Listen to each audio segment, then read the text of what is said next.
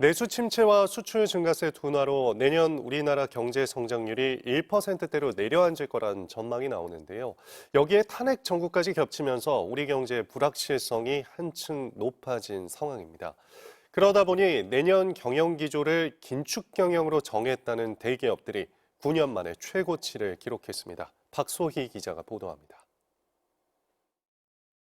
한국경영자총협회가 30인 이상 기업 239곳의 경영진에게 조사한 결과 내년 경영계획을 세운 기업 가운데 절반이 기조를 긴축 경영으로 정했다고 답했습니다.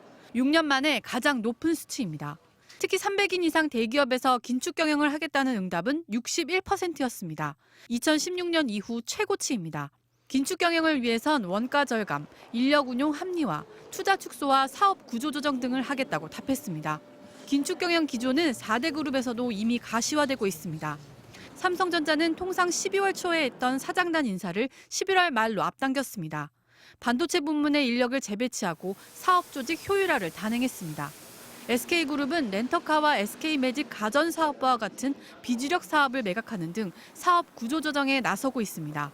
현대차그룹도 성과주의를 기반으로 한 쇄신 인사를 단행했습니다. 조직 슬림화 인사 기조는 글로벌 불확실성이 높아지는 상황에서 경영 환경 악화를 대비하는 것으로 사업 재편과 함께 진행되고 있습니다. 인건비를 줄이기 위해 희망퇴직을 시행하는 기업도 늘고 있습니다. SK온과 LG헬로비전은 지난달 창사 이래 처음으로 희망퇴직을 실시했습니다. 한국 코카콜라도 지난달부터 영업과 물류직 고연령 직원들로부터 첫 희망퇴직을 접수받았습니다.